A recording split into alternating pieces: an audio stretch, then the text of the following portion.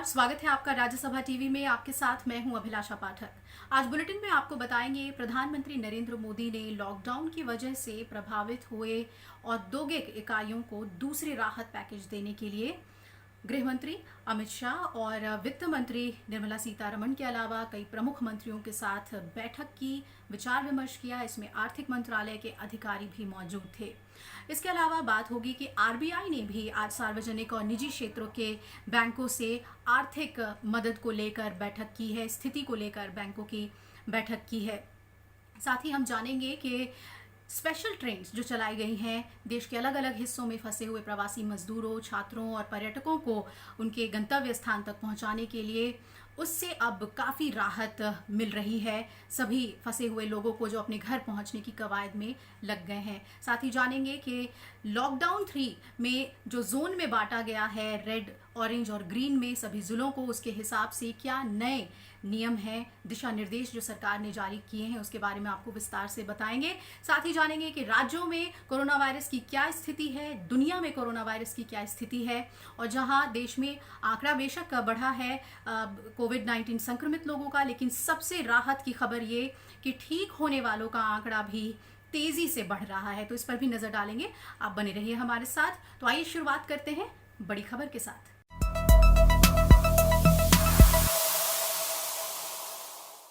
कृषि से जुड़े अहम मुद्दों और सुधारों पर विचार विमर्श के लिए प्रधानमंत्री नरेंद्र मोदी ने आज एक अहम बैठक की।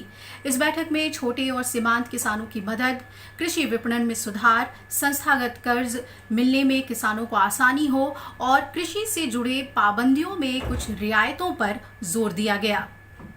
इस बैठक में तेजी से कृषि विकास के लिए उचित सुधार लाने और मौजूदा मार्केटिंग इकोसिस्टम में रणनीतिक बदलाव करने पर ध्यान केंद्रित करने की बात हुई। साथ ही कृषि ढांचे को मजबूत करने के लिए रियायती कर्ज का प्रवाह बढ़ाने पर, पीएम किसान लाभार्थियों के लिए विशेष किसान क्रेडिट कार्ड देने के लिए अभियान चलाने पर जोर दिया गया। किसान को उचित रिटर्न सुनिश्चित करने के लिए कृषि उपज के अंतर्राज्यीय व्यापार को सुगम बनाने पर जोर दिया गया। इससे पहले प्रधानमंत्री नरेंद्र मोदी ने कल राष्ट्रीय शिक्षा नीति सहित शिक्षा के क्षेत्र में आवश्यक सुधारों और समस्याओं पर विचार के लिए बैठक की थी। साथ ही प्रधानमंत्री ने उड्डयन और ऊर्जा क्षेत्र की समीक्षा के लिए भी कल अलग अलग बैठकें की थी। कोरोना वायरस के चलते देश भर में जारी लॉकडाउन 2 हफ्ते के लिए और बढ़ा दिया गया है। ये लॉकडाउन सोमवार से शुरू होकर 17 मई तक जारी रहेगा। इससे पहले 40 दिनों का लॉकडाउन 2 चरणों में रहा, जो कि इस रविवार को खत्म हो रहा था।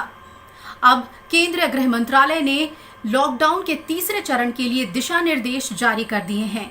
तो क्या है उसके तहत नियम और कानून, आइए आपको बताते हैं। देश भर में जिलों को 3 अलग अलग जोन में बांटा गया है, रेड, ऑरेंज और ग्रीन। इसी आधार पर प्रतिबंध भी लगाए गए हैं। राष्ट्रीय स्तर पर कुछ प्रतिबंधों को छोड़कर इन जोन में आने वाले जिलों में क्या कुछ खुलेगा और क्या कुछ बंद रहेगा, वो इन जिलों की रेड, ऑरेंज और ग्रीन स्थिति के आधार पर ही तय होगा। कोरोना संक्रमण ज्यादा फैलने के लिहाज से रेड जोन को हॉटस्पॉट माना गया है। रेड जोन के रूप में जिलों का वर्गीकरण, सक्रिय मामलों की कुल संख्या, कंफर्म मामले दोगुनी होने की दर, जिलों से प्राप्त कुल परीक्षण और निगरानी सुविधा संबंधी जानकारियों के आधार पर किया गया है। जबकि ग्रीन जोन वो इलाके हैं जहां कोरोना संक्रमित कोई मरीज नहीं है या फिर बीते 21 दिनों से इन इलाकों में कोरोना संक्रमण का कोई मामला सामने नहीं आया। रेड और ग्रीन जोन के अलावा बाकी के जिलों को ऑरेंज जोन में शामिल किया गया है। राज्य सरकार ने रेड और ऑरेंज जोन में अन्य जिलों को शामिल कर सकती है, लेकिन ऐसे किसी जिले का वर्गीकरण घटाया नहीं जा सकता। सरकार ने इस बार रेड जोन में लॉकडाउन के दौरान कुछ रियायतें दी हैं। रेड जोन में निजी गाड़ियों में 2 सवारियों के लिए अनुमति दी गई है। साथ ही 2 पहिया वाहनों पर भी 2 लोग सफर कर सकेंगे। शहरी क्षेत्रों में SEZ एक्सपोर्ट ओरिएंटेड यूनिट्स, दफ्तर और फैक्ट्रियों समेत सीमित व्यावसायिक गतिविधियों को शर्तों के साथ खोला जा सकेगा। आवश्यक वस्तुओं और चिकित्सा आपूर्ति के निर्माण से जुड़ी इकाइयों को काम करने की अनुमति दी गई है। ग्रामीण क्षेत्रों में भी सभी औद्योगिक इकाइयों में काम किया जा सकेगा। निर्माण गतिविधियों के लिए शहरी क्षेत्रों में सीमित और ग्रामीण क्षेत्रों में पूरी तरह से अनुमति है। आवश्यक वस्तुओं और एकल दुकानों को छोड़कर सभी मॉल, बाजार परिसर और बाजार बंद रहेंगे। ग्रामीण क्षेत्रों में बाजार परिसरों को छोड़कर सभी दुकानें खोल सकेंगे। निजी कार्यालयों में 33% कर्मचारियों के साथ काम करने की अनुमति होगी, जबकि बाकी कर्मचारी घर से काम कर सकते हैं।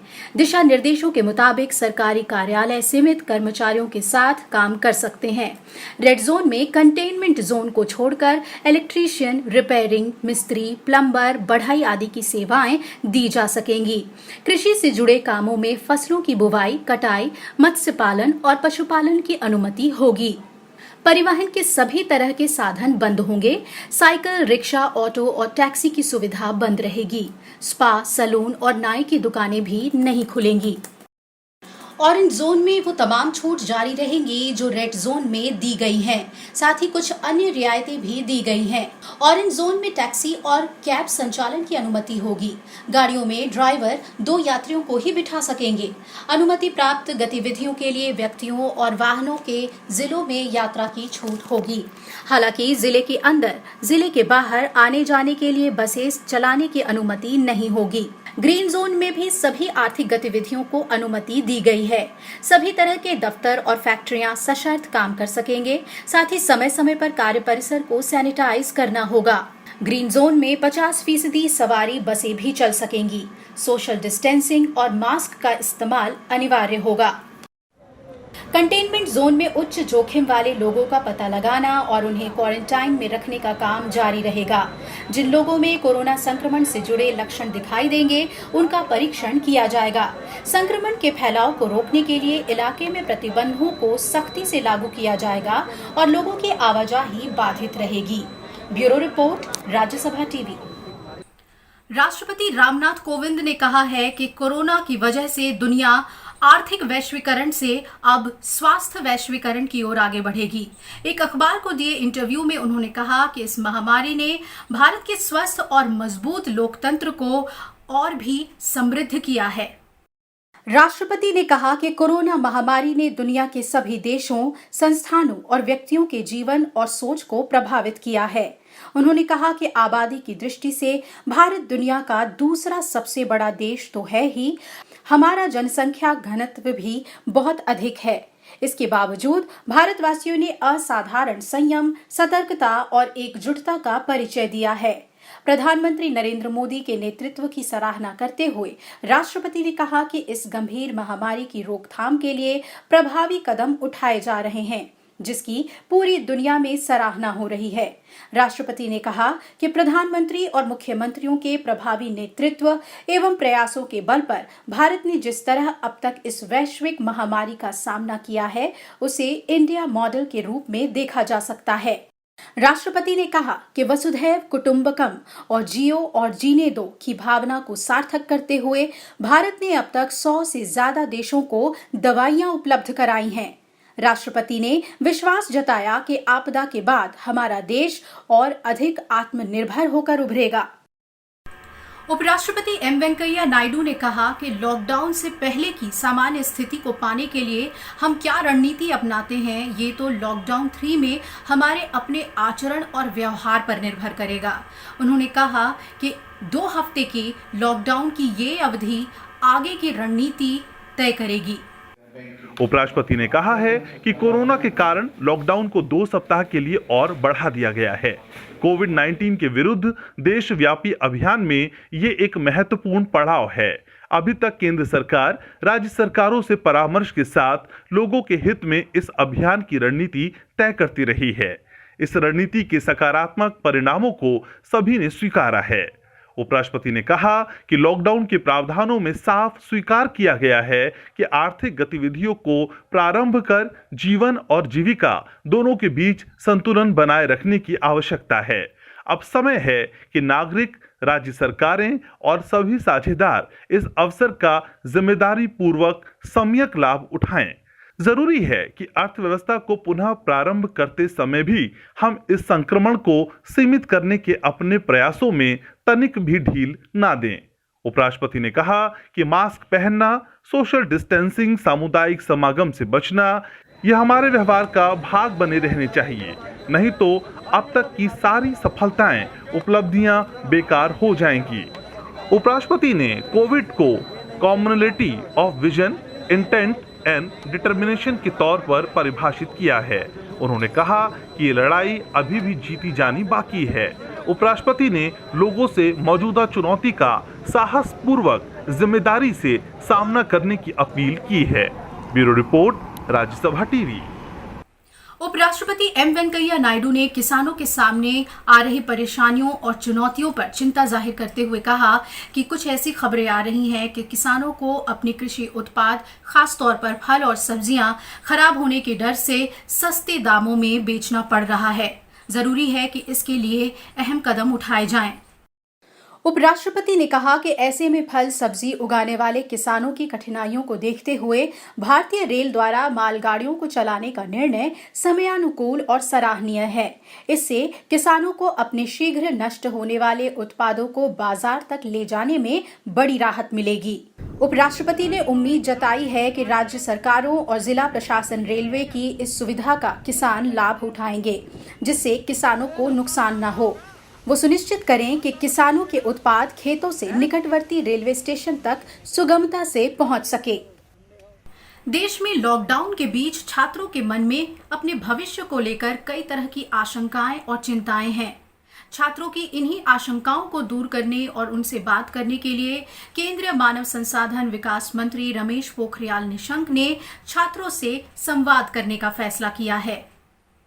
केंद्रीय मानव संसाधन विकास मंत्री रमेश पोखरियाल निशंक 5 मई यानी मंगलवार को दोपहर 12 बजे छात्रों के साथ संवाद करेंगे। केंद्रीय शिक्षा मंत्री अपने ट्विटर और फेसबुक अकाउंट के जरिए छात्रों से लाइव जुड़ेंगे। उन्होंने इसकी जानकारी देते हुए ट्वीट किया है कि मौजूदा परिस्थितियों में छात्रों के मन में कई तरह की आशंकाएं और सवाल स्वाभाविक हैं। ऐसे में वो छात्रों से बात करेंगे और उनके सवालों का जवाब देंगे। छात्र ट्विटर पर @Dr. RP निशंक और मंत्रालय के ट्विटर अकाउंट @HRD मिनिस्ट्री के साथ ही फेसबुक पर #Education Minister Goes Live को टैग कर अपने सवाल पूछ सकते हैं। इस वेब कॉन्फ्रेंसिंग या वेबिनार का आयोजन ट्विटर और फेसबुक पर लाइव होगा। लॉकडाउन की वजह से देश के अलग अलग हिस्सों में फंसे हुए मजदूरों को विशेष रेलगाड़ियां चलने से अब काफी राहत मिल गई है। हालांकि राज्य सरकारें भी अपने अपने स्तर पर बसों से इन फंसे हुए मजदूरों को वापस लाने का काम कर रही हैं। आपको बता दें कि देश के अलग अलग हिस्सों में फंसे हुए ये प्रवासी मजदूर ज्यादातर बिहार, उत्तर प्रदेश और झारखंड के अलग अलग हिस्सों से हैं। राजस्थान के कोटा से झारखंड की राजधानी रांची के लिए 1200 छात्रों को लेकर कल देर रात जब ट्रेन रवाना हुई तो स्टेशन का नजारा खास था। ट्रेन में जिलेवार छात्रों को कोचों में बैठाया गया। इससे पहले झारखंड के 1200 मजदूरों के साथ तेलंगाना से शुक्रवार को रवाना हुई 24 कोच की स्पेशल गाड़ी जब हटिया पहुंची तो स्टेशन पर झारखंड के मुख्यमंत्री हेमंत सोरेन स्टेशन पर मौजूद रहे। आज लखनऊ के लिए नासिक से एक गाड़ी सुबह रवाना हुई। इसमें 8 बच्चों समेत कुल 847 यात्री सवार हैं। रेलगाड़ियों से अपने घरों को लौट रहे श्रमिक केंद्रीय गृह मंत्रालय की ओर से स्पेशल ट्रेनों के चलने की इजाजत मिलने से खुश हैं। काम मुश्किल है, लेकिन स्टेशन पर सोशल डिस्टेंसिंग और साफ सफाई का पूरा ध्यान रखा जा रहा है। रेलवे के पास राज्य सरकारों की ओर से काफी लंबी सूची दी जा रही है, लेकिन सुरक्षा और दूसरे तमाम पहलुओं को देखते हुए मजदूरों की वापसी चरणबद्ध तरीके से की जाएगी। जो भी लोग अपने राज्य में पहुंच जाएंगे, उनकी स्क्रीनिंग से लेकर क्वारंटीन का इंतजाम उन राज्यों की सरकारें करेंगी। अरविंद कुमार सिंह, राज्यसभा टीवी। लॉकडाउन की वजह से देश के अलग अलग हिस्सों में फंसे हुए लोगों को उनके राज्य वापस भेजने के लिए सरकार जहां तेजी से काम कर रही है, वहीं दूसरी तरफ विदेशी नागरिक जो भारत के अलग अलग राज्यों में फंसे हुए हैं, उन्हें वतन वापस भेजा जा रहा है। आज इसी कड़ी में रूस के नागरिकों को लेकर विशेष विमान को आईजीआई एयरपोर्ट से रवाना किया गया है। 271 लोगों का ये दल पिछले एक महीने से भारत में था और भारत में रूस के दूतावास की ओर से इनके रहने और खाने और चिकित्सकीय सुविधाओं का पूरा इंतजाम किया गया था। 22 मार्च के बाद अब तक 2000 से ज्यादा विदेशी नागरिकों को उनके देश वापस भेजा जा चुका है। और आइए अब बात करते हैं देश में कोरोना वायरस से सबसे पीड़ित राज्यों की। तो सबसे पहले बात करते हैं महाराष्ट्र की, जो सबसे ज़्यादा कोरोना वायरस से पीड़ित है। महाराष्ट्र में अभी सबसे ज़्यादा 10,000 कोरोना वायरस संक्रमण के मामले सामने आ चुके हैं। वहीं 1,700 से ज़्यादा लोग ठीक भी हुए हैं, जबकि 459 लोगों की राज्य में मौत हुई है। बात करते हैं गुजरात की, तो अब तक 4,300 से ज़्यादा लोग कोरोना से यहाँ संक्रमित हुए हैं। 600 से ज़्यादा लोग राज्य में ठीक भी हो गए हैं और 200 से ज़्यादा लोगों की यहाँ पर मौत हुई है। बात राजधानी की करते हैं। दिल्ली में अब तक 3,500 लोग कोरोना से संक्रमित हुए हैं। वहीं 59 लोगों की इससे मौत हुई है, तो 1,000 से ज्यादा लोग स्वस्थ हुए हैं। वहीं राजस्थान में 2,500 से ज्यादा कोरोना संक्रमण के मामले सामने आए। 58 लोगों की यहां पर मौत हो गई, जबकि 800 से ज्यादा लोग यहां पर ठीक हुए। मध्य प्रदेश की बात करें तो यहां 2,700 से ज्यादा कोरोना संक्रमण के मामले सामने आ चुके हैं और 480 से ज़्यादा लोग यहाँ ठीक हुए हैं, जबकि 137 लोगों की मौत कोविड-19 से एमपी में हुई है। और आइए अब नजर डालते हैं दुनिया में कोरोना वायरस की स्थिति की। तो अभी तक पूरे विश्व में 34,15,000 लोग कोरोना वायरस से संक्रमित हो चुके हैं और अगर मरने वालों के आंकड़े की बात करें तो ये 2,39,000 पर पहुंच चुका है आंकड़ा। आइए देश के हिसाब से अगर हम नजर डालें तो सबसे पहले बात अमेरिका की करते हैं, जो सबसे ज्यादा प्रभावित हुआ है। अमेरिका में सबसे ज्यादा 11,31,000 से ज्यादा कोरोना के मामले सामने आ चुके हैं और 65,000 से ज्यादा लोगों की मौत यहां हो गई है, जबकि इटली में 2,07,000 से ज्यादा मामले और 28,000 से ज्यादा लोगों की मौत हुई है। वहीं स्पेन में अभी तक करीब 2,43,000 कोरोना संक्रमण के मामले सामने आ चुके हैं और 24,500 से ज्यादा लोगों की यहां मौत हो गई है। फ्रांस का रुख कर लेते हैं। फ्रांस में 1,67,000 से अधिक मामले हैं और 24,500 से ज्यादा लोगों की यहां मौत हुई है। वहीं ब्रिटेन में 1,77,000 से ज्यादा मामले सामने आ चुके हैं और 27,500 से ज्यादा लोगों की मौत ब्रिटेन में कोविड-19 से हो गई है।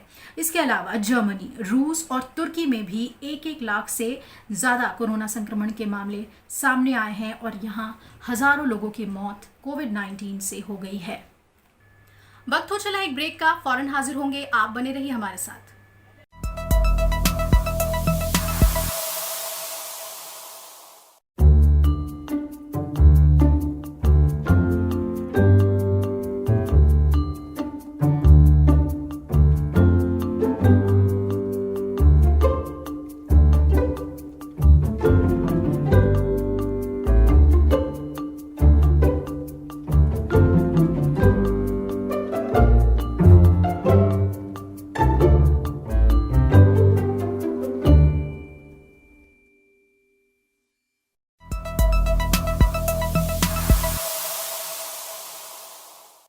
ब्रेक के बाद स्वागत है आपका। आइए खबरों में बढ़ते हैं आगे।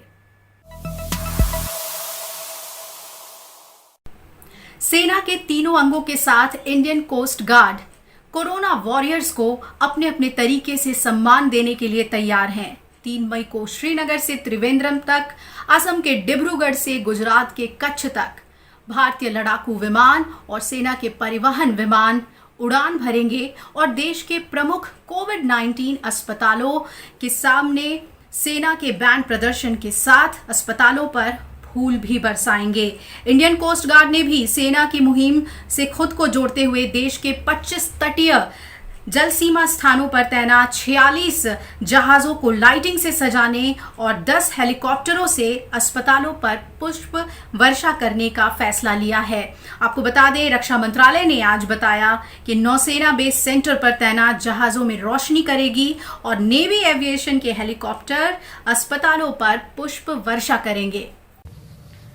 General Bipin Rawat, the Chief of Defence Staff, had announced yesterday that the armed forces will be expressing their gratitude to the corona warriors through various military gestures on Sunday, that is 3rd of May 2020. During the current crisis, it is the doctors, nurses, policemen, media personnel, sanitation workers, delivery personnel, bank employees, government employees, and the store owners who have put their lives on the line to ensure that we as a nation are protected and cared for adequately. These are the invisible hands which have held the country together in these challenging times. Armed forces wish to thank these Corona warriors. सेना के तीनों अंगों के साथ साथ Indian coast guard भी corona warriors का सम्मान करेगा और वो वक्त होगा 3 मई को सुबह 10 बजे से। और हम देखेंगे कि ये मामला दिल्ली में कुछ ज़्यादा ही बेहतर दिखेगा जब एयरफोर्स के MiG-29, इसके अलावा जैगुआर और सुखोई 30 जैसे लड़ाकू विमान के साथ C-130J जो परिवहन विमान है एयरफोर्स का, वो भी राजपथ के ऊपर से निकलेगा और इसके साथ दिल्ली के चक्कर काटता हुआ लगभग 500 मीटर से 1000 मीटर के आसपास लोगों को उड़ान भरता हुआ दिखेगा और ये सम्मान प्रतीक होगा इन कोरोना वॉरियर्स का। इसके अलावा हेलीकॉप्टर्स से दिल्ली के एम्स के साथ साथ कई कोविड हॉस्पिटल्स के ऊपर पुष्प वर्षा भी की जाएगी और सुबह 9 बजे दिल्ली में स्थित पुलिस स्मारक पर भी पुष्प वर्षा की जाएगी। तो दिल्ली के साथ साथ पूरे देश भर में सेना के तीनों अंग और इसके अलावा तटीय इलाकों में जो कोस्ट गार्ड है वो कोरोना वॉरियर्स का सम्मान करता हुआ और इस अनूठी मिसाल को पेश करता हुआ नजर आएगा। पंचानन मिश्रा, राज्यसभा टीवी। महान पुरातत्वविद और इतिहासकार प्रोफेसर बीबी लाल के शताब्दी वर्ष के अवसर पर आज केंद्रीय संस्कृति मंत्री प्रहलाद सिंह पटेल ने एक ई पुस्तक प्रोफेसर बीबी लाल इंडिया रीडिस्कवर्ड का दिल्ली में विमोचन किया। ये पुस्तक एक शताब्दी विशेष संस्करण है जिसे प्रोफेसर बीबी लाल शताब्दी समारोह समिति के सहयोग से संस्कृति मंत्रालय द्वारा तैयार किया गया है। पुस्तक का मकसद पुरातत्व विभाग के क्षेत्र में उनके अतुलनीय योगदान के लिए संस्कृति मंत्रालय की ओर से उन्हें सम्मानित करना है। पुस्तक के विमोचन से पहले आज संस्कृति मंत्री ने प्रोफेसर लाल से मुलाकात कर उन्हें उनके जन्मदिन की शुभकामनाएं दी। इस मौके पर प्रहलाद सिंह पटेल ने कहा कि प्रोफेसर लाल भारतीय पुरातत्व के एक अनमोल रत्न हैं जो औपनिवेशिक अतीत के तहत दफन किए गए सभ्य भारत को फिर से खोज निकालने में सफल हुए। इस अवसर पर संस्कृति मंत्रालय के सचिव आनंद कुमार भी मौजूद थे। इससे पहले राष्ट्रपति रामनाथ कोविंद ने भी प्रोफेसर बीबी लाल को उनके जन्म शताब्दी समारोह पर सम्मानित करने के लिए नेशनल मॉन्यूमेंट्स अथॉरिटी और प्रोफेसर बीबी लाल शताब्दी समारोह समिति की सराहना की। राष्ट्रपति ने अपने लिखित संदेश में कहा कि प्रोफेसर लाल लिविंग लेजेंड हैं। भारतीय प्राचीन सभ्यता के विकास पर प्रकाश डालने में महान पुरातत्वविद ब्रजबासी लाल यानी बीबी लाल का महत्वपूर्ण योगदान है। उन्होंने अलग अलग क्षेत्रों के पुरातत्व स्थलों पर खनन का काम किया और अपनी खोज से कई ऐतिहासिक पड़ावों के बारे में पता लगाया जो पृथ्वी के गर्भ में समा गए थे। विश्वविख्यात और भारत के महान पुरातत्वविद और इतिहासवेता प्रोफेसर बीबी लाल ने पुरापाषाण काल से लेकर प्रारंभिक ऐतिहासिक काल तक पुरातात्विक स्थलों के उत्खनन और अन्वेषण में बेहद महत्वपूर्ण काम किया। हमारे गौरवशाली अतीत को उजागर करने में उनका योगदान अतुलनीय है। राजस्थान के कालीबंगन में उन्होंने हड़प्पा सभ्यता के समय के एक समृद्ध शहर का पता लगाया जो हड़प्पा सभ्यता के प्रारंभिक और इसके पूर्ण विकसित समय का दस्तावेज है। इस उत्खनन से दुनिया के सबसे पहले कृषि क्षेत्र और भूकंप का पता चला। प्रोफेसर लाल के कार्य का दायरा काफी व्यापक है। हड़प्पा सभ्यता के अलावा महाभारत कालीन हस्तिनापुर, इंद्रप्रस्थ और रामायण से जुड़े स्थलों जिसमें अयोध्या, चित्रकूट, भारद्वाज आश्रम और नंदीग्राम जैसे उत्खनन कार्य में उन्होंने महत्वपूर्ण काम किया। 1969-70 से लेकर 1975-76 के बीच भारतीय पुरातत्व सर्वेक्षण की ओर से अयोध्या में खुदाई की। उन्होंने ही वहां अपने मंदिर के स्तंभ होने की बात कही। इसके अलावा प्रोफेसर लाल ने ओडिशा के शिशुपालगढ़, दिल्ली का पुराना किला समेत दर्जनों महत्वपूर्ण ऐतिहासिक स्थलों की खुदाई की और कई सारे महत्वपूर्ण तथ्यों को उजागर किया। मई 1921 को उत्तर प्रदेश के झांसी में पैदा हुए प्रोफेसर बीबी लाल 1940 के दशक में ब्रिटिश पुरातत्ववेत्ता मॉर्टिमर व्हीलर से प्रशिक्षित होने के बाद भारतीय पुरातत्व सर्वेक्षण में शामिल हुए। 1968 से 1972 तक वे भारतीय पुरातत्व सर्वेक्षण के महानिदेशक रहे। बाद में वे भारतीय उच्च अध्ययन संस्थान शिमला में निदेशक रहे। प्रोफेसर लाल ने 20 से ज्यादा पुस्तकें और विभिन्न राष्ट्रीय और अंतर्राष्ट्रीय पत्रिकाओं में 150 से अधिक शोध लेखों को लिखा है। पुरातत्व के क्षेत्र में उनके अमूल्य योगदान के लिए साल 2000 में उन्हें पद्म भूषण से सम्मानित किया गया। Bureau report, Rajya Sabha TV.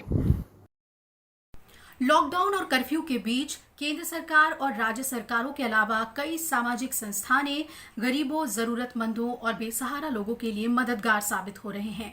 Ghaziabad के इंदिरापुरम में गुरुद्वारा सिंह सभा भी इस वक्त दिल्ली और एनसीआर के गरीब लोगों के लिए किसी मसीहा से कम नहीं। देखिए रिपोर्ट। गुरुद्वारे की तरफ से हर रोज जरूरतमंद लोगों की मदद के लिए राशन और भोजन मुहैया कराया जा रहा है, जिसमें 1500 से 2000 लोगों को सुबह शाम भोजन वितरित करने के साथ ही जरूरत के हिसाब से लोगों के घरों तक राशन पहुंचाने का भी काम हो रहा है। इस काम में 50 से ज्यादा स्वयंसेवक दिन रात लगे हुए हैं। एक पैकेट बनाया, कॉम्बो पैक, जिसमें कि हम 2.5 किलो आटा, 2.5 किलो चावल, एक नमक के पैकेट, एक साबुन की टिकिया और तेल 500 ग्राम तेल, हल्दी के पैकेट, चीनी आधा किलो, एक हमने कॉम्बो पैक बनाया, जिससे हमें ये लगा, इस हिसाब से लगे कि एक परिवार जो 3-4 लोगों का परिवार होता है वो उसको 3-4 दिन तक कर सके। गुरुद्वारे में लॉकडाउन के नियमों को लेकर पूरी सावधानी बरती जा रही है। सोशल डिस्टेंसिंग को बनाए रखने के लिए फोन के माध्यम से समस्या जानकर मदद की जाती है। इसके अलावा लोग पास की पुलिस चौकी में जाकर अपनी जानकारी दर्ज करा सकते हैं, जिसके बाद मिली जानकारी के हिसाब से गुरुद्वारे के लोग जरूरत का सामान उनके घरों तक पहुंचा देते हैं। 600 से 700 किटें डिस्ट्रीब्यूट होती हैं, जगह जगह घर घर पहुंचती हैं। उसमें प्रशासन की मदद भी हम साथ ले रहे हैं, क्योंकि जहां भी हम राशन बांटने जाते हैं वहां भीड़ इकट्ठा हो जाती है, तो हमारा सोशल डिस्टेंसिंग जो है उसको वो अगेंस्ट जाते हैं। तो इसके कारण हमें पुलिस प्रशासन की मदद साथ में लेनी पड़ती है। जहाँ भी हम जाते हैं पुलिस और प्रशासन हमारा पूरा सहयोग कर रही है। कोरोना महामारी से निपटने के लिए सरकारें जहां पुरजोर कोशिश कर रही हैं, वहीं जनता भी सरकार का पूरा सहयोग कर रही है, ताकि जल्द से जल्द इस वैश्विक महामारी से छुटकारा मिले। कोरोना महामारी के इस दौर में जहां सरकार और तमाम संस्थाएं जरूरतमंद लोगों की जरूरतों को पूरा करने के लिए मैदान में डटी हुई हैं, और इसी पहल को आगे बढ़ाते हुए गाजियाबाद के इंदिरापुरम गुरुद्वारे ने एक अनोखी पहल की है, जिसमें सोशल डिस्टेंसिंग को ध्यान में रखते हुए लोगों की ज़रूरतों को पूरा किया जा रहा है। इसमें फ़ोन पर लोगों की ज़रूरतों के बारे में पूछा जाता है और तत्काल प्रभाव से प्रशासन और पुलिस की मदद से उसको पूरा भी किया जाता है, ताकि कोरोना से बचाव हो सके और सोशल डिस्टेंसिंग को हम पूरी तरीके से फॉलो कर सकें। कैमरामैन जितेंद्र नेगी और सुनील के साथ भरत सिंह दिवाकर, राज्यसभा टीवी, गाजियाबाद। कोविड-19 ने करीब करीब पूरी दुनिया को अपनी चपेट में ले लिया है। संकट की इस घड़ी में सभी देशों का साथ आना बेहद जरूरी है। सभी वैश्विक संगठन भी इस बात को मान रहे हैं। कई देशों की भूमिका संकट के इस दौर में बदल गई है। खासकर भारत और दक्षिण कोरिया समेत कई देशों ने कोरोना के खिलाफ जंग में बेहद अहम भूमिका निभाई है। कोविड-19 के दंश में फंसी दुनिया, आरोप प्रत्यारोपों का दौर और इस महामारी से छुटकारा पाने की कवायद के बीच कुछ सकारात्मक खबरें भी सामने आ रही हैं। कोरोना वायरस से पैदा हुई महामारी के खिलाफ लड़ाई में देश एक साथ आ रहे हैं। अब अंतर्राष्ट्रीय पटल पर कई देशों की न सिर्फ भूमिका बदली है, बल्कि इन देशों का महत्व भी बढ़ गया है। भारत, दक्षिण कोरिया और ताइवान मदद के लिए आगे आए हैं। चीन में कोविड-19 के उभार के वक्त दक्षिण कोरिया ने टेस्ट किट और पीपीआई के जरिए उसकी मदद की। भारत ने दुनिया के करीब 85 देशों को दवा पहुंचाकर बड़ी मदद की। One of the interesting aspects of cooperation in the midst of the coronavirus pandemic is that it is not driven by the US or by China. So you have other countries, taking the lead in providing assistance. to developing countries. I mean, clear instances are Taiwan, South Korea, and India, and even on a number of other issues, whether it is providing assistance to Iran, the EU countries like France and Germany have sort of stepped in and used the special purpose vehicle to provide assistance to Iran. So the narrative is not just driven solely by the US and China. SAARC, G20 और BRICS जैसे बड़े संगठन अपने सदस्य देशों के लिए चिकित्सा उपकरण और आर्थिक संकट के समाधान के लिए आगे आए हैं। मुश्किल हालातों में सार्क देशों को एक साथ लाने का काम प्रधानमंत्री नरेंद्र मोदी ने किया। उन्होंने वीडियो कॉन्फ्रेंसिंग के जरिए सार्क देशों को जोड़ा। प्रधानमंत्री नरेंद्र मोदी ने G20 देशों को एक साथ लाने का सुझाव सऊदी अरब को दिया। अब तक G20 देशों के करीब करीब सभी मंत्रालय आपस में वार्ता कर चुके हैं। ब्रिक्स देशों के विदेश मंत्री भी कोविड-19 के बाद के हालातों से निपटने की रणनीति पर चर्चा कर चुके हैं। वैश्विक मुद्दे हों या आपसी विवाद, प्रधानमंत्री नरेंद्र मोदी इससे पहले भी अंतर्राष्ट्रीय संगठनों को सलाह दे चुके हैं, जिसका असर भी कई बार देखा गया है। उनकी विकास को प्राथमिकता देने की नीति की भी हमेशा सभी तारीफ करते रहे हैं। अब दुनिया के लिए कोरोना काल मुश्किल साबित हो रहा है। ऐसे में P5 देशों की भूमिका पर सबकी नजरें हैं। फिलहाल दुनिया के सभी देशों को एक साथ आने की जरूरत है ताकि कोविड-19 की महामारी से निपटा जा सके। अखिलेश सुमन, राज्यसभा टीवी। और इसी के साथ इस बुलेटिन में फिलहाल इतना ही। आप अपने घर में रहें, सुरक्षित रहें और हाँ, कोरोना वॉरियर्स का पूरा सहयोग करें। नमस्कार।